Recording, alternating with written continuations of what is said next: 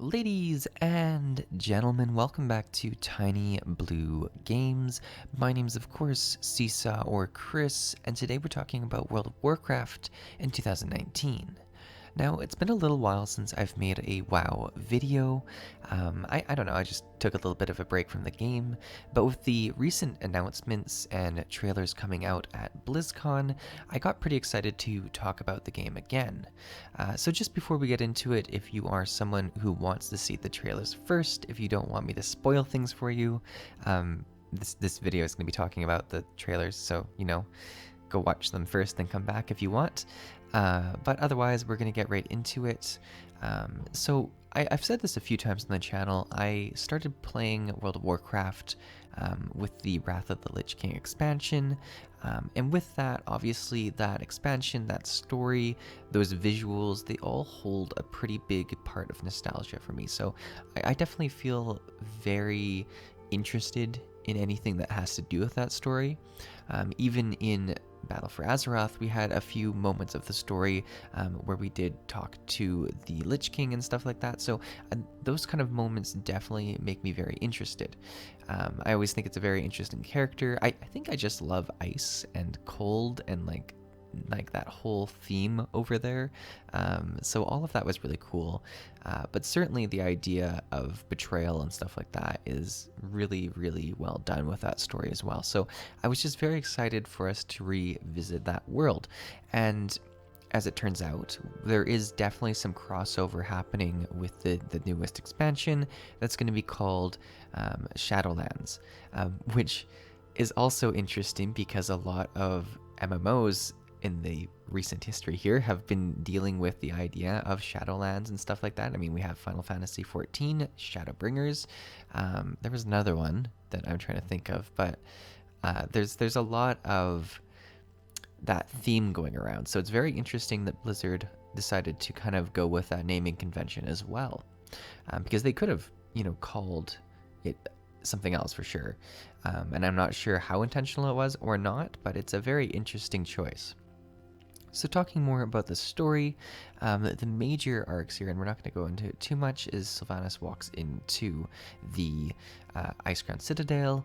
She, goes to the very top. She goes against the Lich King in a pretty easy fight. This is where most people are having issues with the trailer, is that she kind of single-handedly pushes down the Lich King when it took us, armies and armies of people to deal with him. I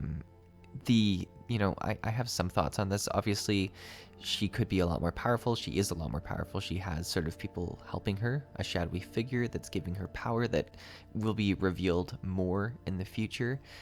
In terms of the actual gameplay experience, though, people in World of Warcraft have been soloing the Lich King now for a long time because of how much more powerful we've become over the expansions.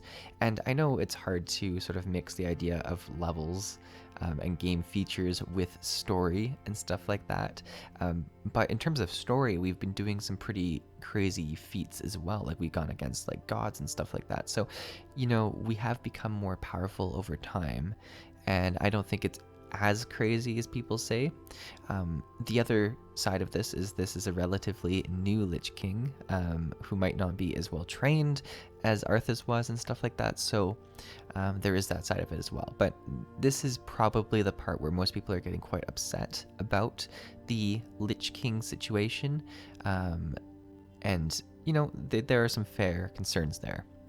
So what happens is she ends up taking the crown, and for a moment they do a really, really good job with the cinematic, where she holds it and it looks like she's going to put it on her head, because that's, I think, one of the more obvious ways they could have gone with this story, is that she was seeking out this power to become the Lich Queen, and it was going to very much be Lich King 2.0.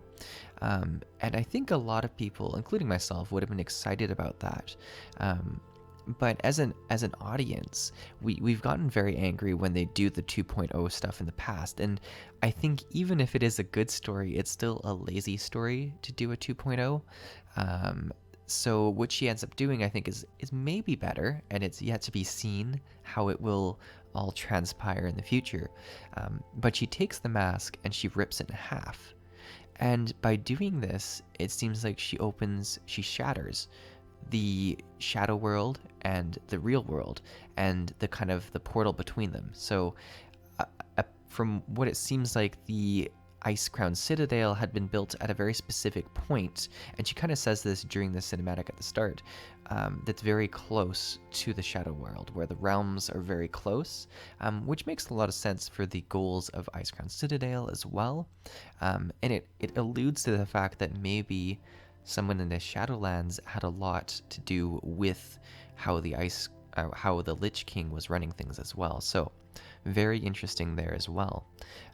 But anyways, that's kind of torn up, and the player character is going to end up going to the Shadowlands to kind of deal with the situation, which is a very big step, because any game that tackles the idea of what death looks like in their world is painting a very new picture.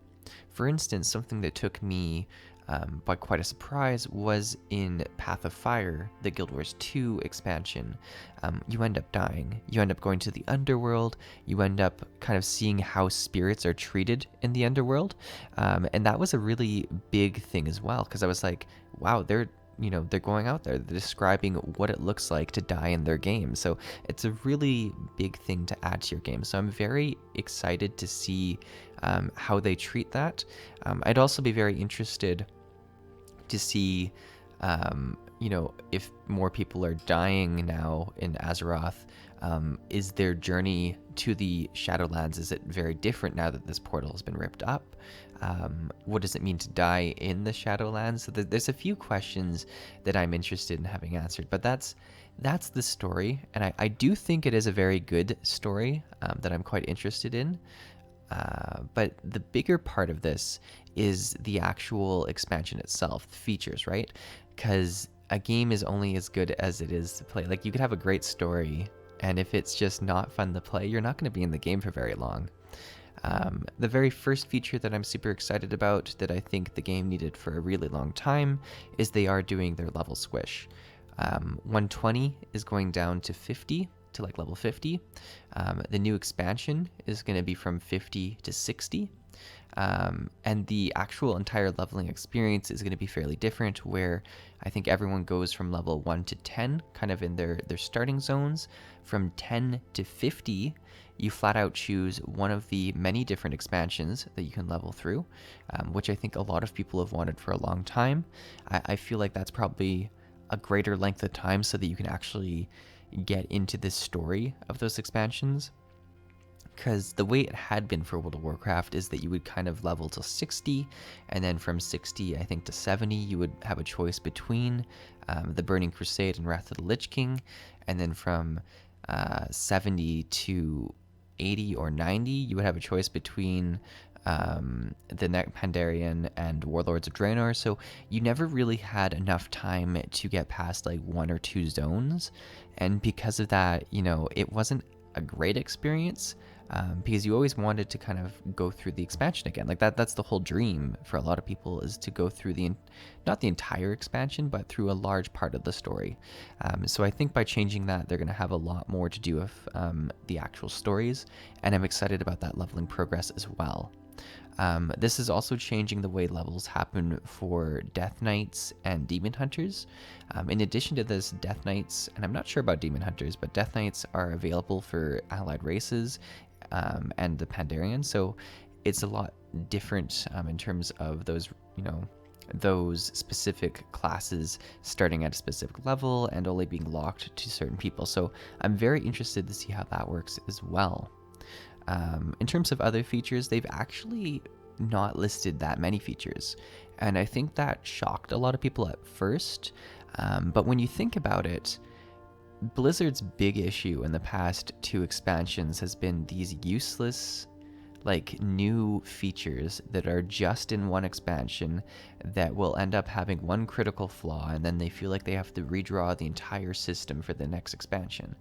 if they were to, it's system bloat, right? That's feature bloat is kind of the biggest issue they've been having. So if they've acknowledged this and they're like, let's not give too many features, let's focus on making the classes feel good, making gearing feel good, making like the features we do have, the core features of WoW, making those feel good, I think that would go a long ways to make the game more playable for the future and make, you know, it in a better state for future expansions after that.